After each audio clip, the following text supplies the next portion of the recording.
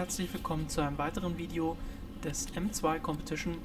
Heute zeige ich euch, wie ihr die M-Performance-Streifen am Auto anbringen könnt. Ich zeige hier jetzt einmal exemplarisch, wie es hinten funktioniert. Vorne ist es extrem einfach, da die zugeschnittenen Stückchen genau in die Aussparungen im Frontsplitter passen, beziehungsweise in der Frontstoßstange. Hier hinten ist es so, dadurch, dass das ganze Bauteil nicht optisch oder auch bauformtechnisch getrennt ist, wie es jetzt vorne bei der Frontstoßstange der Fall ist, muss man hier selber so ein paar Anhaltspunkte für sich ermitteln. Diese Aufkleber für die Heckstoßstange haben eine leichte Rundung, also der Aufkleber, der außen links und der Aufkleber, der außen rechts angebracht wird. Und diese Rundung, die habe ich jetzt einfach so lange hin und her geschoben, bis sie meiner Meinung nach eben mit der Form der Heckstoßstange passend war. Das sehen wir jetzt hier. Ich habe das mal provisorisch befestigt mit so einem kleinen Klebestreifen.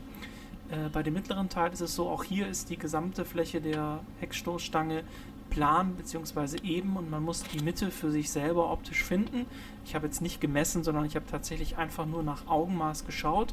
Wie gesagt, man kann das ja dann auch, wenn man das mit so einem temporären Klebestreifen fixiert, immer wieder verändern und verrutschen. Ich habe das eben so lange gemacht, bis mir das optisch gefallen hat. Das Einzige, worauf hier eben zu achten ist, dass die unteren Kanten passend sind mit dieser Kante an der Stoßstange. Die Stoßstange hat ja hier so eine leichte Kante und die Aufkleber passen, beziehungsweise die unteren Teile der Aufkleber passen genau an diese Kante. Hier sehen wir jetzt, wie ich die andere Seite, die Beifahrerseite, auch die Rundung eben so lange schiebe, bis sie bündig ist mit der Rundung der Heckstoßstange und es dann wieder provisorisch befestige.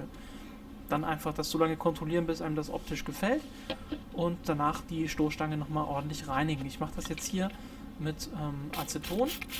Das nimmt sozusagen den letzten Fettfilm oder was da noch vorhanden ist weg. Vorher habe ich die Stoßstange natürlich so schon gereinigt.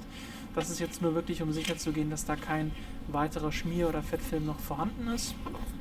Das ist jetzt auch praktisch, wenn man das mit so kleinen Klebestreifen befestigt hat. Dann kann man die sozusagen die Klebeflächen einfach nach oben klappen und verliert so nicht die Position, kann darunter reinigen. Das ist also sehr geschickt und praktisch, kann ich auf jeden Fall empfehlen. Ich habe kein Spüli verwendet.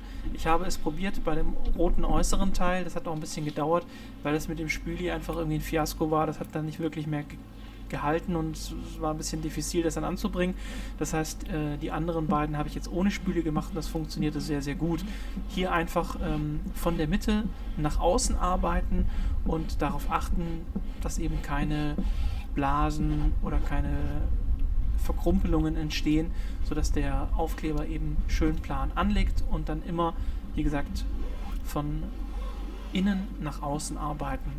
Am Ende ist es dann, wenn sozusagen die Hauptform schon mal anlegt, ist es dann egal, in welche Richtung ihr streicht. Dann müsst ihr einfach nur darauf achten, dass der Klebestreifen an und für sich eine gute Haftung herstellt mit der Stoßstange oder mit den Bauteilen, an denen man es beklebt.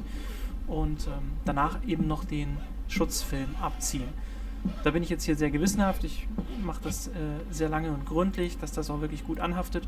Und jetzt nehme ich mir so eine kleine Ecke, wo ich eben die Schutzfolie anlöse und abziehe. Und wenn wir dann gleich sehen werden, wird dann diese matte Schutzfolie, wenn sie weg ist, fängt eben der eigentliche Kleber an zu leuchten, so wie das jetzt außen auf der Beifahrerseite auch bei dem roten Streifen schon zu erkennen ist. Das heißt also, dieser matte Ton, der ist nur aufgrund der Schutzfolie, die sich noch darauf befindet.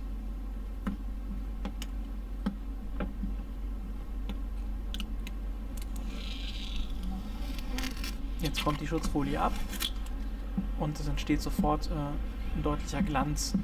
Jetzt den Aufkleber eben auch nochmal entsprechend glatt streichen, sodass alle Ecken gut anliegen und keine Blasen oder Verkrumpelungen vorhanden mehr sind.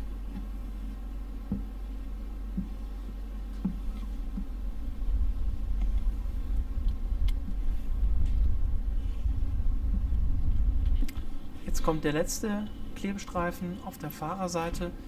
Hier ist auch wieder erst ganz leicht den Klebestreifen mit wenig Druck an die Heckstoßstange bekommen. Darauf achten, dass eben keine Blasen oder irgendwelche Verkrumpelungen zu sehen sind, so wie hier. Wenn man das ganz leicht nach außen arbeitet, bekommt man die schön sauber raus und dann immer von der Mitte nach außen streichen.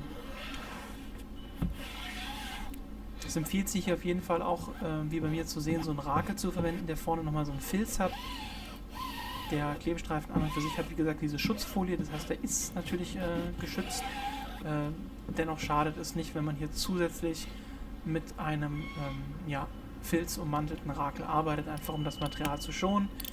Jetzt auch hier wieder den Schutzfilm abziehen und sofort entsteht Glanz.